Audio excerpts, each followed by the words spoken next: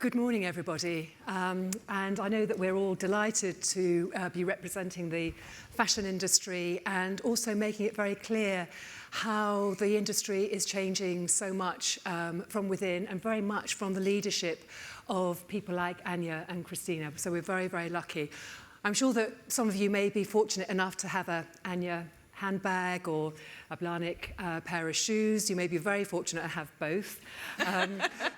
So I mean, they really do epitomise what it is to be at the forefront of thinking about what is luxury, what is beautiful design, how do you keep reinventing in a way we all know what a pair of shoes looks like or how a bag might function, but they really are synonymous with how do we really think about technology, how do we think about materials, and how do we think about the people that make the beautiful things that we have, but also want to buy them.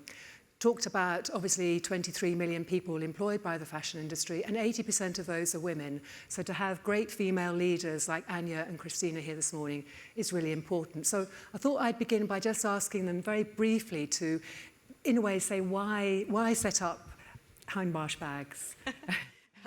Well, so hello, first of all, thank you so much for having me. It's wonderful to be here today. And so I started designing handbags when I was probably about 5, actually. I've always been passionate about leather goods and actually how they make you feel. I think that's a bit that really interests me. And I started my company as soon as I can, which was at 18. I started in Florence, where it was very much the sort of home of leather, and started selling to stores and wholesaling and then opening our own stores. And really it was just the passion for craftsmanship and the joy of fashion and the difference it makes to your mood, really. Great. And Kristina, yours is a slightly different route. It is. I actually avoided fashion and went into architecture because I kind of grew up in a shoebox pretty much. And so I thought I'd go down a different adventure and did a walkabout until my mid-30s. And then, as Nadia was asked, was it destiny or choice? For me, it was a serendipity and destiny that kind of drove me to, or guided me to really understand what my purpose in life was. And I know now that that's to protect the legacy of what my mother and my uncle have built in the almost 50 years. And it's a very exciting journey to be on. Yeah, absolutely. Obviously, as we know, the idea of fashion forward, and in a way, fashion is thought about in those terms all of the time. You know, it's seen to be revolutionary, but in many ways, I think it is evolutionary. And one of the things that we're considering at the moment is obviously the fashion industry's impact, not just on the environment, but also on the peoples who are employed by it, and also generally how do we meet the needs of a very changing consumer base. But I thought I'd begin by asking, I mean, Anya, obviously, you know, the bag that you produced some years ago, you know, I'm not a plastic bag, in a way signalled way before Blue Planet and David Attenborough, really the issues around plastic. Do you want to say a little bit about why this has been so important to you? Well, that was a project we did, I think, back in 2007, and it was a time when I think we were all talking about the environment, and yet we didn't quite understand what we could do as individuals. I had felt that we, with the platform of fashion, and fashion is an amazing platform for visibility and communication, could use that, if you like, in those days, the sort of the formula of the it bag to communicate the fact that we're all actually abusing waste and the misuse of plastic and the real concern of landfill. And so we designed a bag that we sold for £5, which was quite revolutionary for us, that therefore was widely available. We distributed it in a way that it was quite scarce. I mean, it sold out very, very quickly. I mean, the project went mad. I mean, I think 80,000 people queued in the UK for that bag and went on around the world. 30 people ended up in hospital in Taiwan because of the project, which is when we stopped it, obviously. But the point is not quite what we had in mind. The point was that it's actually when you throw something away, there is no away. And that was the line that really spoke to me during the project. And the lovely outcome of that project is it made people stop and think. And I think, well, it actually also dramatically reduced the consumption of plastic bags. People now realise that it's, you know, use, reduce, recycle. Reuse, reduce, recycle is the main thing. So it was an incredible project and something that's you know, was a starting point for us, and it's a journey for us all. I think the other thing that's also really wonderful about the presentations that you give, rather than shows. I mean, I've been privileged to go to a couple of those. There was the one you did around the shipping forecast, and also the recent Weave project. Yes. And for me, it's a bit like, you know, I'm not a plastic bag. It again makes people think differently about materials and our place in the world. Do you want to say a little bit about how you actually arrive at some of these extraordinary events? Well, I think it's really important to connect people back to how things are made, and I'm sure we both feel the same way about this. Actually, people are so disconnected. We're lucky because we work with craftsmen all the time, and you know, I always think that there's so much talk about celebrity and the sort of culture of celebrity, not nearly enough spoken about the culture and the heroes that are our craftsmen. I mean, these are really clever people. I mean, it's awe-inspiring. I find that's why I do what I do. And so to connect people back to how things are made is interesting and important in lots of ways, but not least because actually they have much more respect for the product. If you realise how much love and passion and training and skill goes into how things are made, you actually you don't abuse things in quite the same way. It's not so disposable. Totally agree. I think the interesting thing about Kristina having studied architecture is that I've often talked about the relationship between architecture and clothes and shoes, because people tend to think of them in two dimensions, but in actual fact, the materials, how they're constructed, if you make a pair of shoes that aren't properly made, obviously they fall apart and you can't walk in them. So the understanding of construction is really important. And I wonder if you could, obviously that's really important for the people that come and work in your company and the people that obviously buy buy the wonderful shoes. You talk a lot about responsibility and also issues around our health and well-being. How are you using the sort of wonderful construction that your shoes have to sort of highlight this sort of thinking about fashion and how important it is? I think I look at fashion slightly differently. I look at the world of luxury, and we look at the world of luxury slightly differently. You know, luxury for us is time and freedom. It's not an object. And you know, my uncle has been very fortunate for all of his life to have been protected by time and freedom. Totally privately owned family business, always has been. I think that's one of the joys that we have. And you know, for him to be able to express himself and his culture and his intellect and his knowledge in what happens to be a shoe is the beginnings of the foundation of creativity. You know, it's product shouldn't just be product for product's sake. You know, the word artisanry has lost the word art in it. You know, this is one of the big passions that I have, is how do you celebrate that? So, you know, it's a very important part for us to, you know, make sure that everyone that's involved in the process of doing what we do is doing it from a place of passion and love and respect and humility. And because really the product is the outcome of all the values and foundations of us as humans. Whatever we end up doing and presenting, it happens to be that we do shoes, Anya does beautiful bags, and has, you know, and it's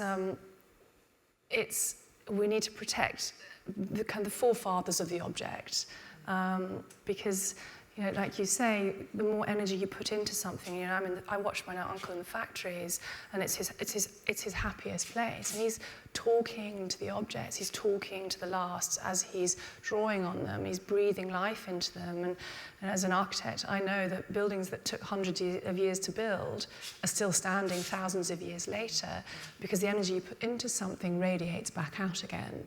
And you walk into a cathedral of, you know, 1,000 years, and you can feel that energy. And I think nowadays consumers, they don't just want an object; they want something that talks to them, you know, that has a spirit, has life, has, you know, honesty and purity to it. And you know, people are getting very discerning now because they're being talked to so much that they sift out, and instinct is starting to really kind of play a part in it, and emotion and the human part, the human element. So that's very important. Sorry, I'm supposed to be looking forwards. No, I'm sure everybody I mean, I think that's a really interesting point because there's a lot of discussion all the time about mental health and well-being, and we recognise that in many ways our society has meant we've become dislocated.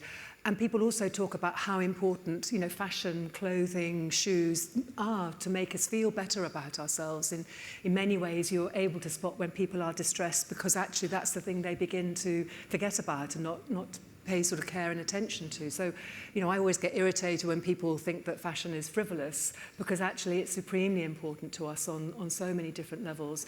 I know this is something that obviously interests you. You talk a lot about issues around mental health and advancing some of these debates. You know, what has been that link? I mean, we've talked a bit about obviously the energy and the creativity. Do you want to say a little bit more about that? I think, you know, I think other than protecting my family legacy, I think the most important thing in my own personal life and in everything that we do as a business is to smile. It's actually our number one overriding strategic objective of the year is smile. And it sounds quite simple, but actually making someone smile, smiling in yourself is probably the hardest thing I've ever tried to get to. And making other people smile, either within the work, you know, the workplace, or challenging yourself to make people smile outside of that. That's, if we can succeed in that, we've succeeded. There's no numerical, you know, success there. It's the intangibles now that I think are becoming really important in our industry. You know, yes, I want to make someone smile with a beautiful object, and not just an object that is disposable, but an object that is there to keep. And I love it and kind of I'm challenged by the fact when someone says, I have a pair of shoes and they're in a box and I've never worn them. I'm like, no, please wear them. Please wear them. They're there to make you smile. But, you know, it's important to do everything, even if it's communicating it. I think, you know, in the digital world that we're in now, you know, loneliness is an epidemic. And you're scrolling through Instagram images constantly in a kind of almost anaesthetized state. But if something makes you stop and smile, you're emotionally connecting. And I think it's the emotion part that we're getting, you know, is getting drained from us. It's almost we're being starved of it. So that's what we try and do, is just do things to make people smile. Not to consume, but to smile. And I think for Anya, I mean, that's... You've done, you know, I mentioned your amazing productions that you've done, but also your most recent, the Postbox bag. Launched today. Yeah, which has been launched, which is, and in a way, but it's also years of research and experimentation and keeping at the forefront of technology, but also keeping that sense of heritage. Do you want to say a little bit about... Well, I think to your very good point about, you know, the aim, I was talking about confidence earlier, you were talking about a smile, and they're the same thing to a certain extent. For me, I think that the word luxury is so overused, it doesn't mean anything anymore. I think the same with the word brand. I think brand for me is about behaviour, actually, and I think brands lose that. And I think luxury for me is about stories, actually. And so, you know, I bought that beautiful pair of shoes, I wore them to my wedding, I wore them to the special place, they bring back lovely memories, they made me feel fantastic. I have this beautiful handbag, every time I open it, I feel more organised because the postbox, for example, opens and has all the sort of credit cards on the inside, and how great does that make you feel when you're all organised, you know, you have all your special things with you. Or I just love the feel of the leather, or I was given this by, or in fact we have a beautiful bespoke range where you can actually have your handwriting embossed into the inside of a leather, and a wallet, a secret message, a box made with a photograph printing it onto the lining. Those are stories, those are things you talk about, and there's a reason for those things. And that's what luxury always used to be about, I think. And I think that there was a stage where luxury became very mass-produced, honestly. Without the care and the love that we talk about with our products, and truly the passion that goes into, and I know I speak for both of us, that goes into what we do is ridiculous. And this bag we're launching today has been over 2 years in the making of every little detail has to be thought about. So the idea of that being fast fashion or sort of, you know, mass produced is so far from that. So I think it's important to connect people back to those things. That's what matters, and it feels in the light of everyone looking at sustainability, it feels wholly appropriate, actually, that's what we do. I know we'll be having to draw to a close in a minute. I just wondered if you could say what you think is the big challenge that you've got coming up over the next couple of years.